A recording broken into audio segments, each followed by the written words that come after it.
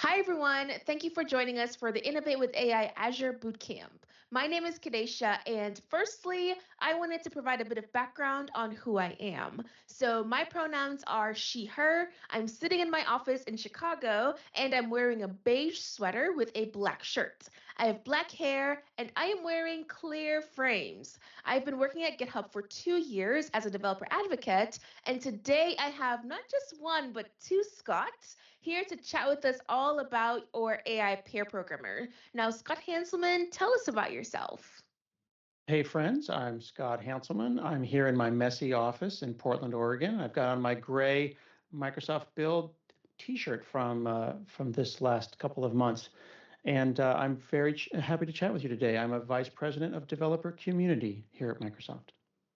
Nice. And can we hear more from you, Scott Densmore? I'm the other Scott, not as important as Scott Hanselman. I'm Scott Densmore. I'm a VP of engineering here at GitHub. I've been here for 4 years. I'm in my office in Snohomish, Washington. I am wearing a black shirt with a black undershirt. My hair is gray-ish and black, and my pronouns are he, him. Nice. Thank you both so much for making the time to join us today to talk about accelerating developer productivity with your AI pair programmer. That's a lot of words. Now let's break it down a bit. And I want to start with Scott Densmore because you're from GitHub. And at GitHub, we have an AI pair programmer. But I would love for you to tell me, okay, what is an AI pair programmer? What does that really mean to you? What is an AI pair programmer? So I am old enough to actually do pair programming for real with real humans. And and when I actually went to an office before I traded my IDE for Outlook. But what a pair programmer to me is someone who's there with me constantly to help and to provide me guidance and to kind of nudge me in the right direction. So if I really think about, hey, I'm writing code, and I had someone looking over my shoulder back in the day, they'd be like, no, not that way. Or, hey, have you tried this? Or even better, when I had an idea, I could turn to that person and ask them that question. So if you think about where we are with GitHub Copilot, when you're in the flow and I'm just typing out code and I'm just like, hey, this is awesome, I can get that suggestion that's like, oh yeah, that's exactly how I wanted to write that algorithm. Or, I didn't think about it writing that way. Or that's a good idea, but I might write it a little bit differently. But it's there to help you in that situation.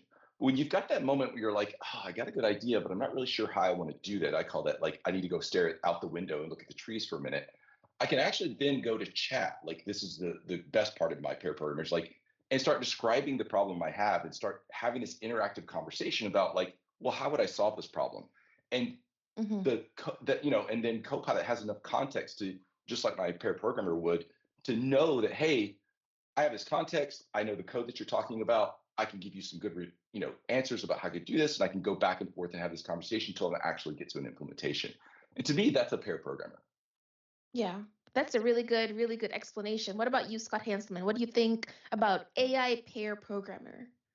So before the internet, you only had books, and it'd be a Tuesday night, the night before the homework is due, and there was no one to ask.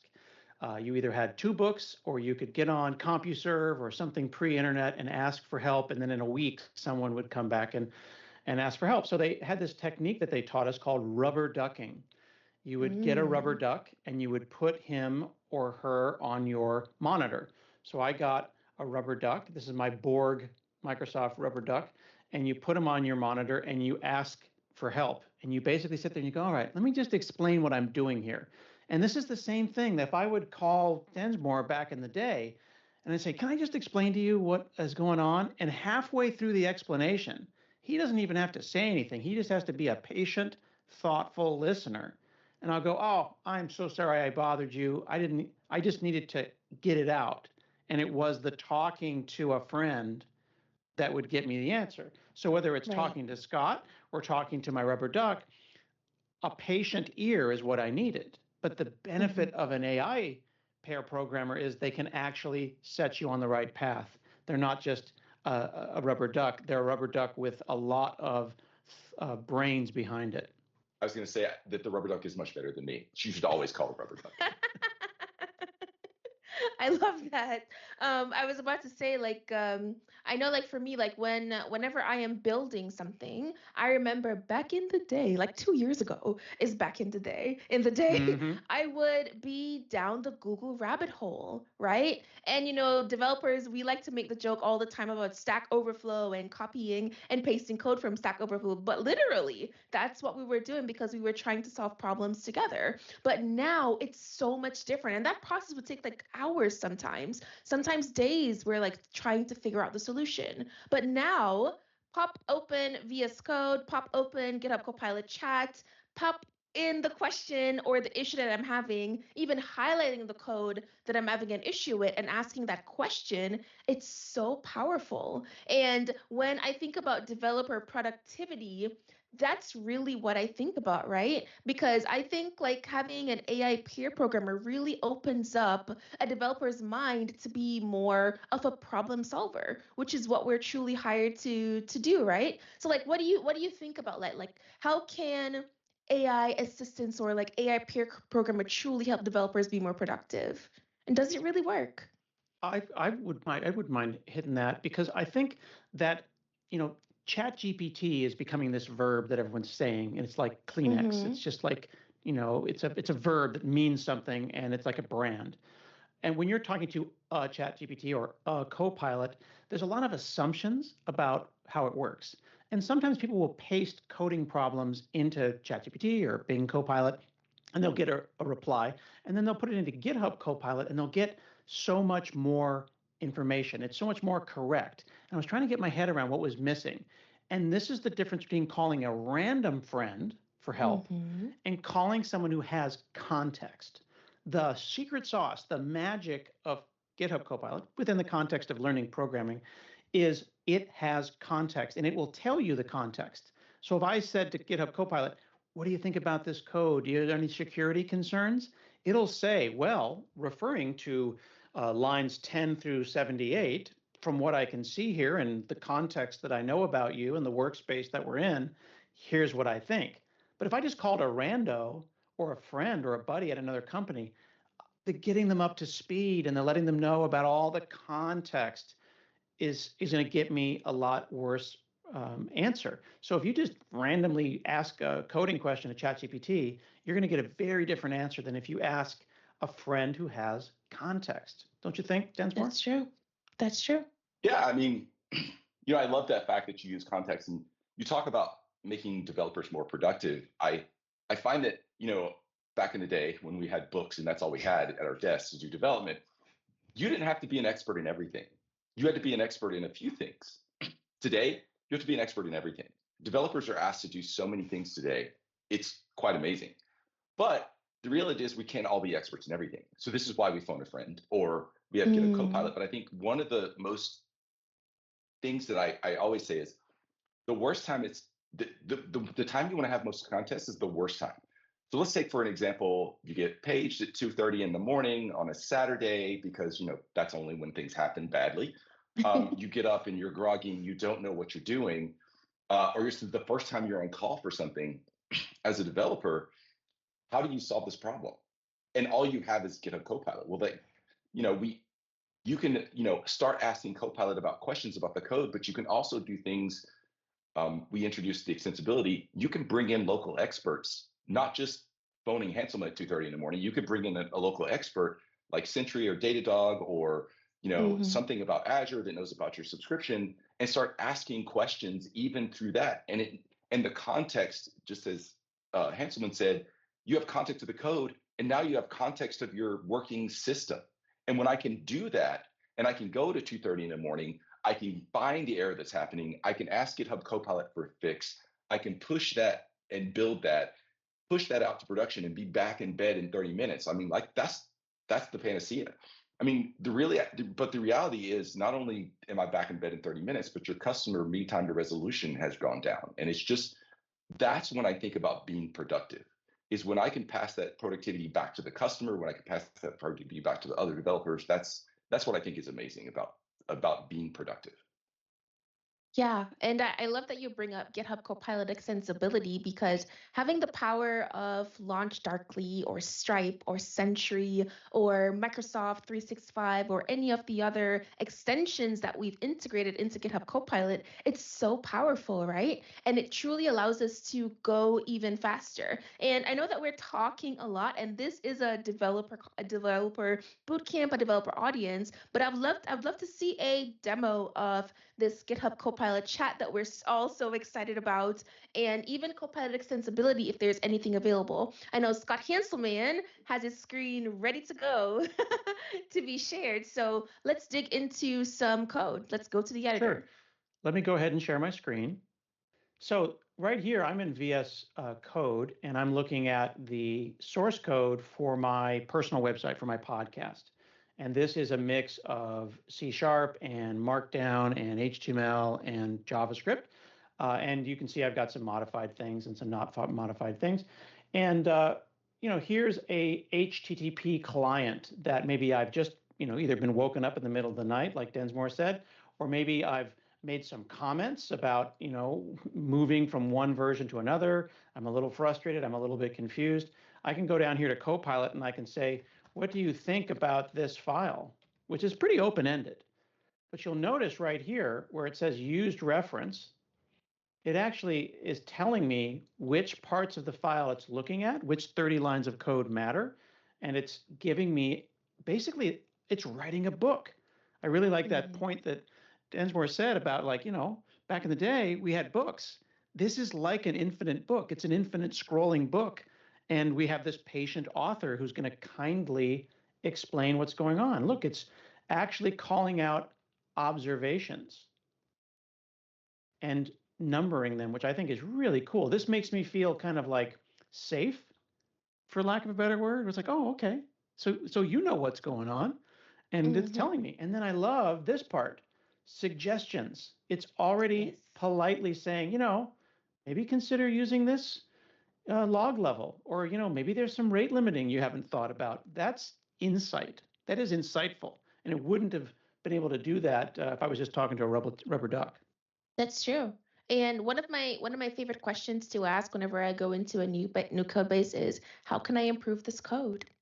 And I'm always so amazed by the level of detailed on the recommendations on how to improve the code, and also the feedback provided with the actual code, with the actual improvement on what we can do. Yeah. Now, Densmore, I know how the LLM part of this works, but I don't understand how thoughtful it is. How does it know things like this? Is it smart about every language? C# is a pretty well-known language. What about an obscure language, or like Erlang or something that's a little bit less, there's less to pull from? So that's a great question. It's not great at every language. I agree. But it's behind the scenes, we do, it's trained on the corpus of internet data. And in fact, it's pretty good at C#. It can be a little better. And I want to kind of open up maybe give a little secret sauce and what's coming kind of thing. Everybody loves that. Don't ruin it for your friends.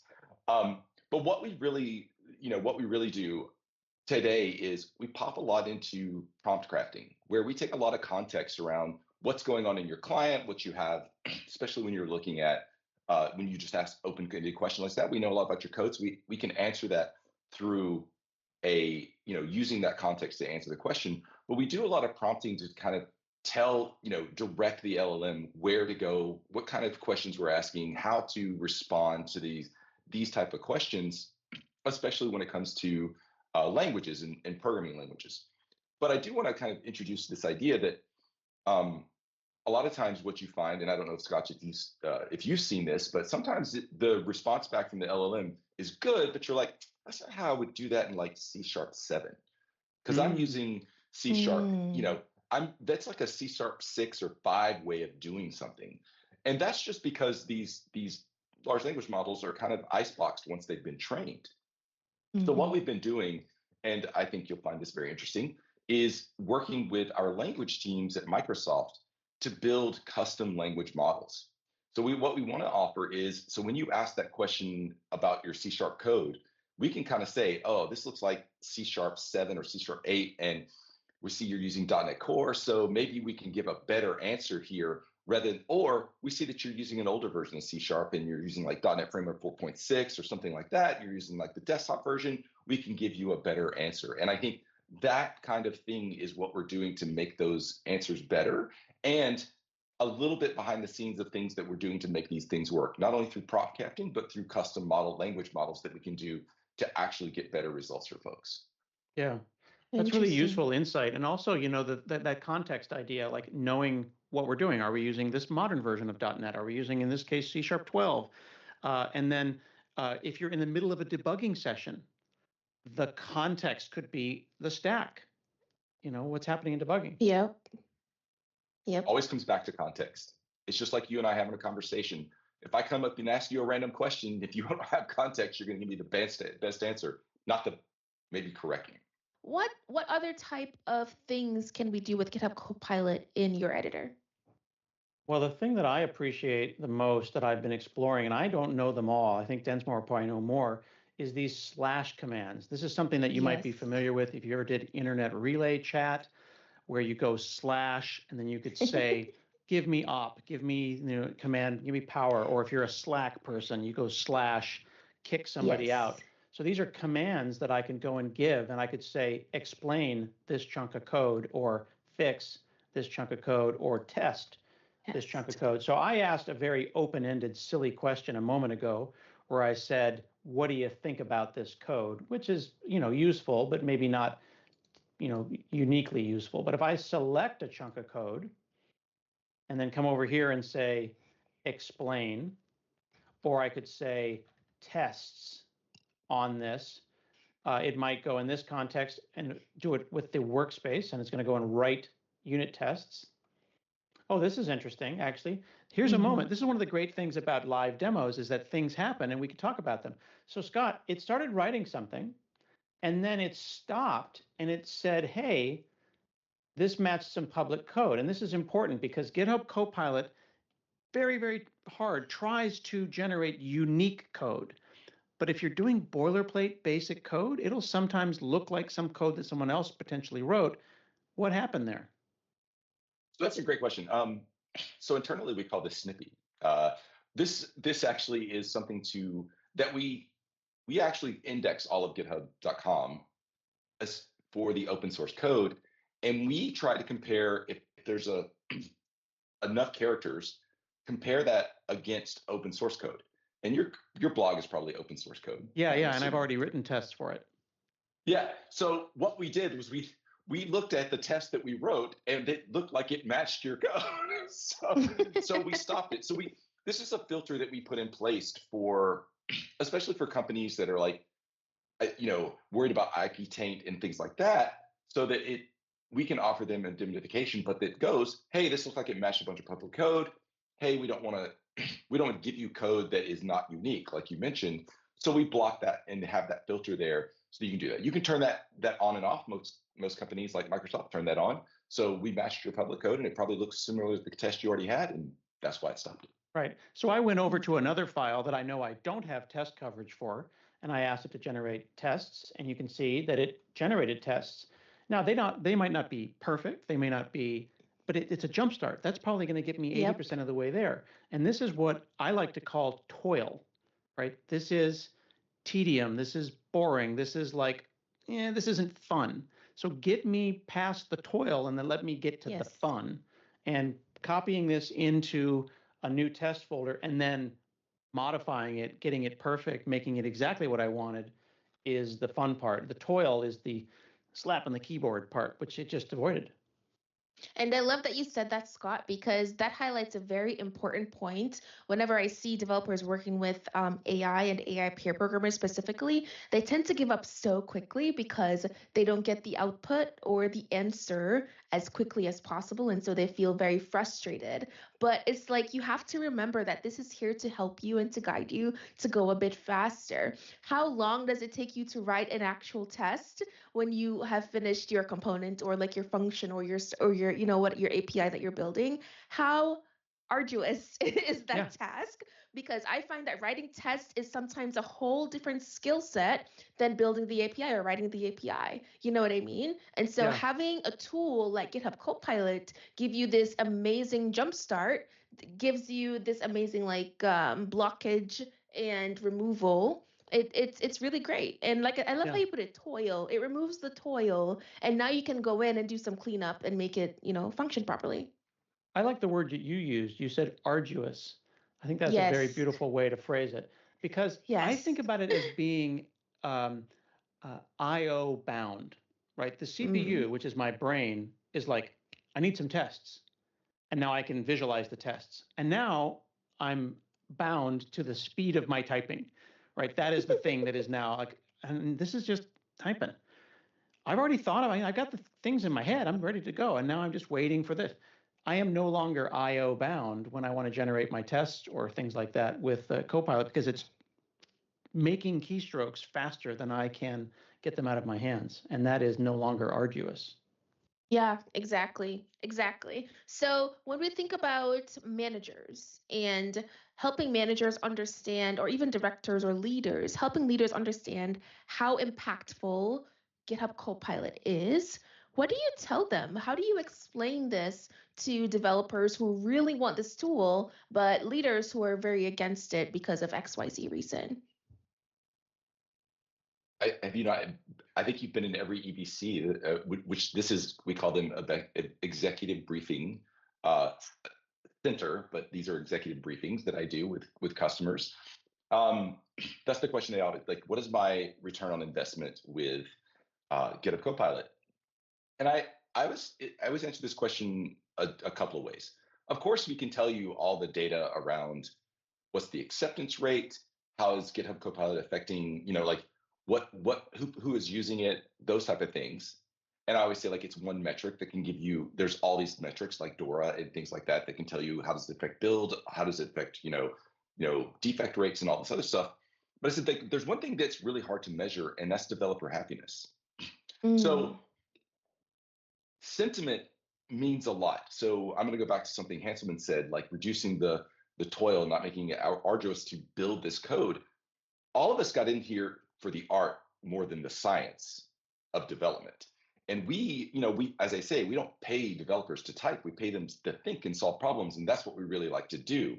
And when we're able to solve problems quicker and see that, value to production much quicker, that makes us happier. When we're not having to just, boilerplate code, class, foo, blah, blah, blah. I don't have to do that constantly. And you can't, I can't, as a leader myself, I know that happier developers are more productive developers. And of course, this cycle, you get into the cycle, they have GitHub Copilot, they reduce the toil, they reduce all the things they have to do. They can actually write the code that they care about, that gets them the feature out, and they can see people using it. And then that makes them happy. And then the same thing happens over and over again. And again, we can give you the boring data, but that developer happiness is something you do with sentiment and with feedback from the developer and like surveys and things like that. That is priceless. Yeah, 100% agree with that. The idea that the suits, for lack of a better word, the decision makers are going to say, well, I'm going to get 8 times more. I'm going to get 4 times more, 10 times more productivity. It's just not a reasonable way, because it's going to be different for everyone. But measuring that they're happier, that they're more comfortable, that they feel supported has value. But it's hard to put a number on that. But you have to ask them. That's sentiment. And asking your developers, are they happier with a tool, is important. Yes, absolutely. And I know personally speaking, as a lowly developer, GitHub Copilot has made me so happy. So happy. The slash commands, the agents, the extensions, GitHub Copilot being in GitHub.com. GitHub Copilot for pull requests is my favorite feature ever, because I no longer have to think about, oh my goodness, what did I work on? So that my team understands. I can click a button and GitHub Copilot summarizes my entire PR for me, and even includes like links to diffs and etc. It's truly an amazing tool, and I can see the developer happiness portion of it truly cannot be computed or even quantified, because you can only see it on the developer's face when they're like, oh Wow. Please give me 14 of those. That was a TikTok reference. My apologies. Yeah, I've switched over here to my my personal GitHub, and you can go to repositories. You can see I've got some private ones and I've got some public ones. And here's some random stuff that I've forked as well. If something has never been indexed before, what happens here, Densmore? So we have a couple of ways of doing customization. This is one of them. And if you've ever heard of RAG, or retrieval augmentation generation, this is a way to actually give more context, because it always comes back to context, to the actual LLM. So what we do is we give you, if you can click that button and you can index, we're creating a vectorized index of your code. Mm-hmm. And we have our own chunking algorithm. Sorry, getting nerdy here. And nice. We then can, yeah, it's always good, developers. We index that code and we can actually then use that as context for when you're talking to chat. So if you have indexed code, you can normally ask this question. I don't know if you've indexed your blog. Do I index my personal ones? Let's take a look, actually. Yeah, did you index that one? Because you might get better results when you index your, you should get better results when you do that. And then you can start asking more questions. So it is index for improved understanding and accuracy. So you're going to get a better, you can ask better, more questions, and we use that index under the hood to provide more context when you ask that question. Sorry, it's a very long way of saying it's very cool. Yeah, so if I show up to if I just roll up to a random repository, GitHub Copilot, knows some stuff about it, but it's not going to know enough. But if I express my intent, I want to know more about this, take a moment, chew on this, and now it knows more. You're going to see this green dot that says index for improved understanding. And then here, not only does it know the languages that are being used by this repository, the one that we've been using for our other demo, it even notices that it tells me about the podcast itself. Like, it has context, which is super interesting. Is it secure? There's all kinds of questions we can start asking about this now that it knows more. Yep. And it says, well, and it's really, we could start asking those questions. It's really cool from behind the scenes kind of look. So this is powered by the same thing that powers Copilot Search. So one of the things you might think about is, how many times do I do pull requests and update the code? So how do I keep it fresh? Well, that's a great question to ask. Well, we actually update it every 5 minutes. In fact, GitHub's GitHub Search kind of does this. So code search is always updated every 5 minutes. We look at diffs, we look at this, not too deep in the weeds. We do the same thing here for your index of your repo. In fact, we index over 100,000 open source repos, so that everybody can take advantage of this capability. So if you were to go to Vue or LLVM or something like that, you would see that you would have GitHub Copilot. It is indexed. So if you have GitHub Copilot and you ask questions about Vue, we can get context from the Vue repo about that. Yeah. Yes. So while you were talking, I went and I said, well, could you check for some security concerns in the way that my application uses HTTP? That's a pretty specific question. I didn't just say, is this secure, which I was doing before, earlier parts in the demo. I was being a little bit vague, trying to be a little more realistic. Well, it's actually giving me the context. Well, given these files, which are the ones that use HTTP, here are some of the points. It's telling me why it feels good about the code, pointing out that it's using HTTPS, it's using good error handling. It calls out that I have testing and connect to local host. And it even makes observations. It's basically being a dispassionate pair programmer. It's being a friendly coworker. And then I love that it calls out some recommendations. Just make sure that you're doing what you're doing. But at the bottom, it gives me comfort. It's not definitive, but it says, well, I've found no immediate security concerns, which is pretty cool. So that makes me feel decent about my use of HTTP. So it validates me in some way. Yep. And I actually love that you asked that question to GitHub Copilot on github.com, Scott, because it leads me into another question I had, which was, how does GitHub and AI help us build and ship more secure products? Now, we see here where GitHub Copilot went through Scott's repository and answered some questions, went through the files, gave examples, clear pointers on why it felt like it was secure. But generally speaking, how can these tools help us build and ship more secure products? Scott Densmore. You want me to take which Scott? There's so many Scotts, Kedasha. I know there's so many Scotts here. I was like, I'm happy to take a stab at this one. So, not only do when we do GitHub Copilot, we use a bunch of RAI filters, responsible AI filters. One of them is responsible for trying to detect vulnerabilities in code so that we don't show that to people. But there's another part of GitHub that we call advanced security that we've actually bringing in things called autofix, which helps you find vulnerabilities as well as fix those vulnerabilities, as well as secret scanning for that. And I always say we have this concept that we call fix means found. So when you find something, you should be able to fix it, because what really happens is you have a bunch of security debt, it shows up on your backlog and you never really get to it. So if we can bring that security feature right into the developer workflow, that's much easier. So if I could do, for example, secrets, we all have secrets that we paste into our code and we check them in, even though that we don't mean to, but that's just how this works. That's the way everybody does it. But if I had a way to stop myself, again, we can bring a security expert to GitHub Copilot and say like, hey, if I can stop this, I can use push protections, or even at the pull request, we could find that secret, or even better, we can just find security. Sorry, my dog's going off. Can you hear that? Nope. Okay, sorry. Let me back up. 2, 1.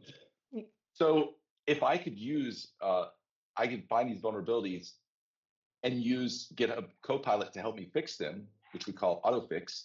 I can then have these vulnerabilities and write in my pull request, suggest fix as a good AI programmer would, and I can commit those fix. I don't know if you have access to that, Scott Hanselman. Sure.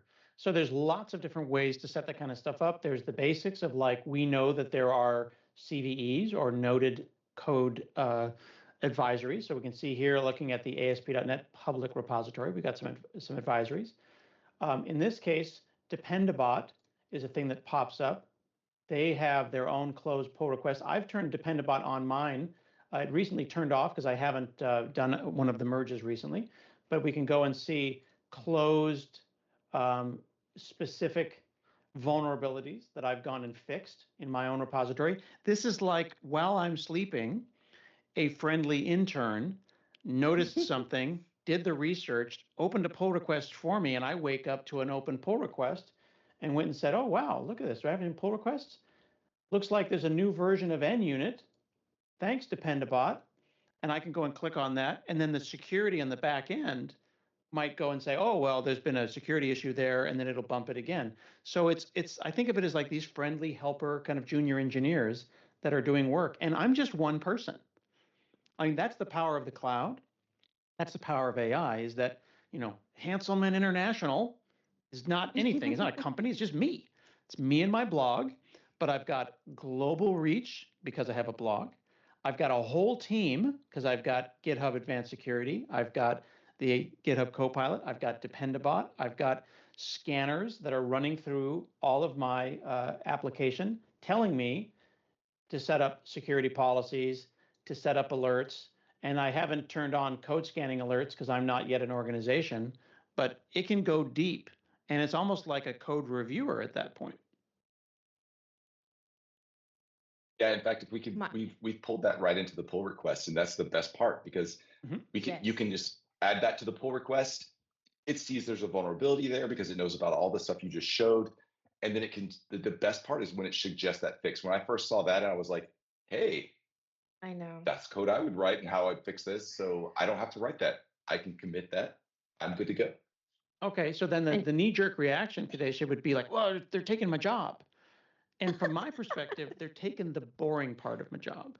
Yes. But you've got to, it's a co-pilot. It's not autopilot. It's not taken over. Yes. I'm the one that has to go and review it and merge it and think about it, and I'm responsible for it. Yeah. What was that word you said earlier, Scott? I think it begins with a T. Which Scott and which word? Oh, Scott Toil? Hanselman. Toil. Oh, yeah.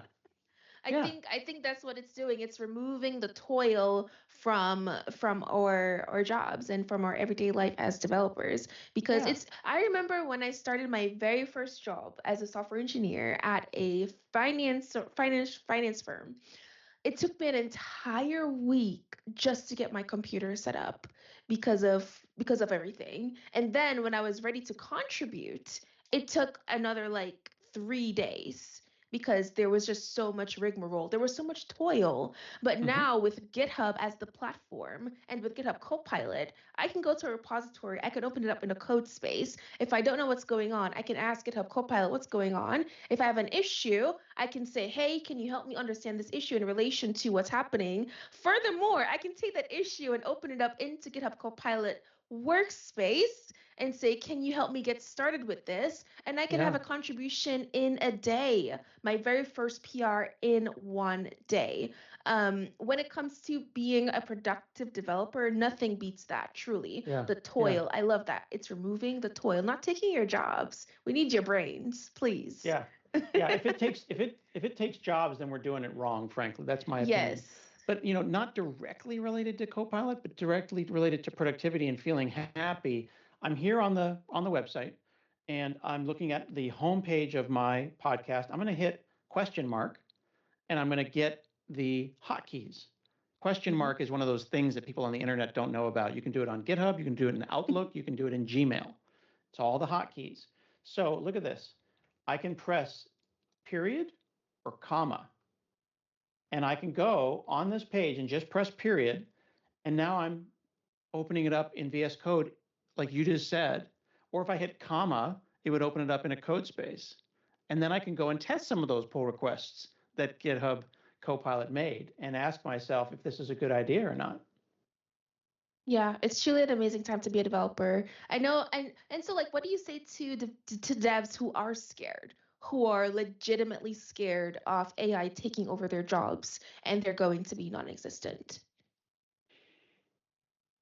I mean, I have opinions, but I'll let Densmore go first because that's a tough thing because it's about your organization more than it is about the tool. Right. So I always look at it this way, and I'm not old enough to remember this, but if I think back to the Industrial Revolution, and there is always this change step that we make as humans of what's this new technology going to do to me, right? And in the Industrial Revolution, we had we ran around in buggies and candlelight, but we had light bulbs and we started doing manufacturing, and people were like, oh, my job is going away, right? Like things are going to be taken away from me. And I said, yeah, but we're as humans, we're really good at making up new things to do because we get bored and we go around and make new things. And I think about AI and my development, and it's not going to take your job away. As has been said, it's a co-pilot, it's not autopilot. We are investing in a lot of things like agents that will help you, but we're reducing the toil. The idea is, I always think about what is it going to unlock you able to do now that you don't have to do all those other things. You still have, there will always be problems to solve. That's what we're, as humans, that's what we're really good at. We'll go solve problems. Code and all these things are a means to solving that problem. But if we can reduce the toil and the things to do that and make it easier to solve problems, we unlock the ability to solve even bigger and more problems. Yeah, that's how I think about it. And to the point about the Industrial Revolution and tools and the concerns that you both raised, there's a really great book written by Dr. Ifeoma Ajunwa called The Quantified Worker that talks about how when they started having a clipboard on the what's it called when you have an automated line, the manufacturing line, manufacturing line, right? Line? Assembly line, thank you. Yes. So yes. The first time the manager is there with their pen and they're going, looks like Kedasha's 10% faster, that's an organizational problem. That is a business problem. That is not a thing. It wasn't the invention of the clipboard that caused that. So yeah, I think that an unhealthy organization could use tools like this to make their developers feel lousy and say, hey, Kedasha's generating tests 10 times faster than you are. What are you doing wrong? As opposed to looking what they should look at. Is the code better? Is it more secure? Are people working less? Are they working on the things that they want to work on? Productivity is not lines of code. Productivity is not pull requests closed. That's not how we think about productivity. Yes, here. Managers, please listen. Productivity is not lines of code. Productivity is not a green square. You know what I'm saying? Give us a little breathing room. It's very true. If it was a green square, I would just check in a single line of code, every 5 minutes. I mean, yeah, you automate get all those green squares to be maximized.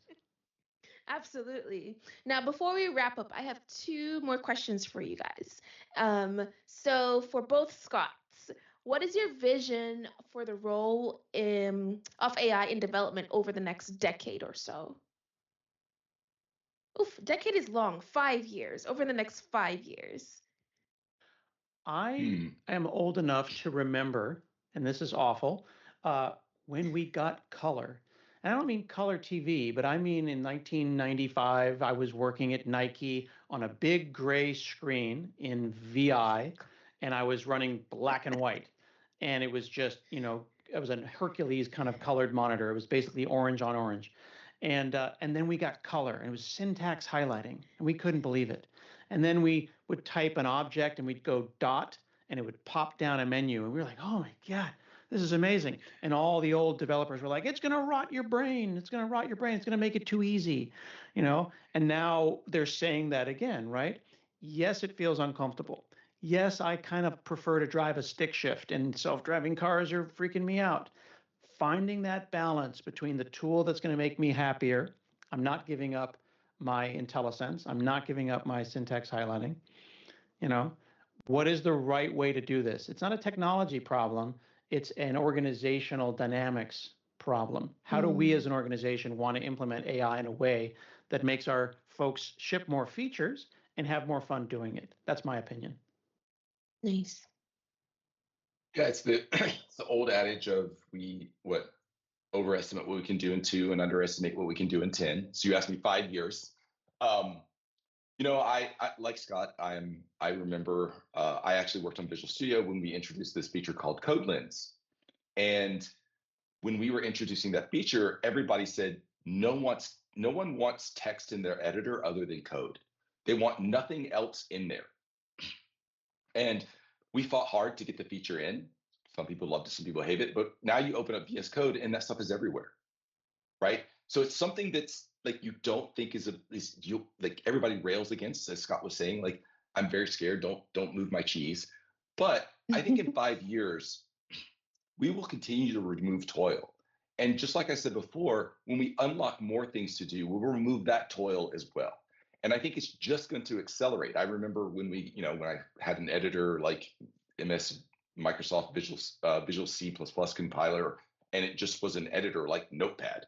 It didn't even have IntelliSense. And then we got IntelliSense, we got all of these things, but this is like a step change of being able to bring that. And in 5 years, even with things like GitHub Workspace, if you look at what we're doing, I should be able to describe what I want.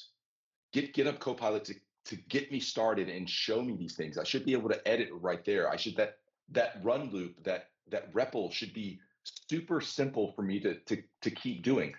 You don't take away the problem I'm trying to solve. You don't really take away the code, but you just take away the toil that it requires for me to get that up and running and going and testing.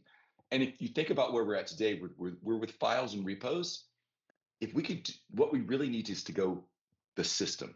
If I could say, here's my app, it's 5 repos, it does all of these things.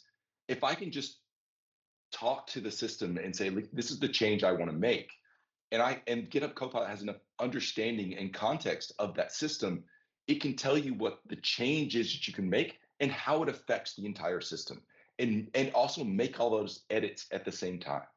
That's where I think we'll be in 5 years or close to that. Amazing. That is an amazing perspective from the both of you.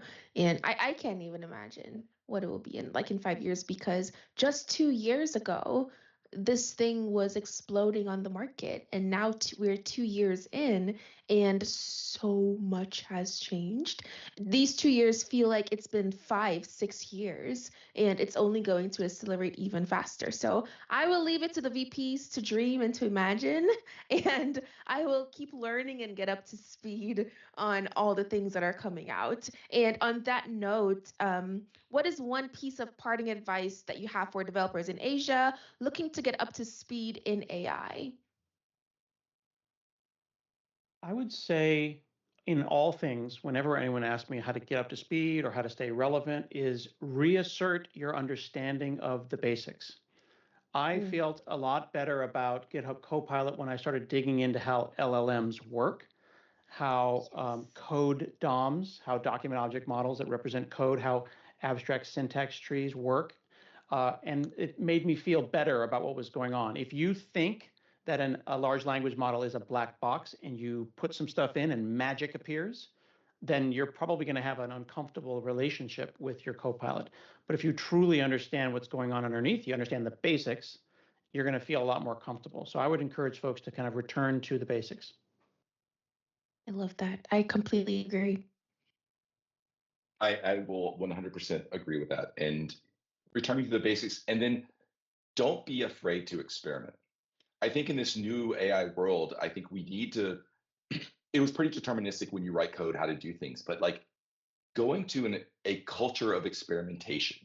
I mean, we should always be willing to try new things and try something out, but understanding those basics and then trying something and knowing that it might not work out the way you expect. I mean, in fact, that's how we build GitHub Copilot. We do a bunch of A/B experiments. We always are trying new things to see what best works, but understand the basics and then try and keep trying and do new things and be innovative about it. And, you know, that's I would say is any type of thing, even beyond AI, just keep trying. Completely agree. And I would like to add, use GitHub Copilot. That's one great way to get up to speed with AI is use an AI tool right there in your editor. It's there to help you. It's there to help you understand how LLMs work. What is a token? What is this context? Because the Scots kept talking about. And, you know, like use these AI tools to return to your understanding of the basics and to not be scared. One of the best things I did for myself this year was to complete a whole university certificate in AI and machine learning because I needed to return to the basics.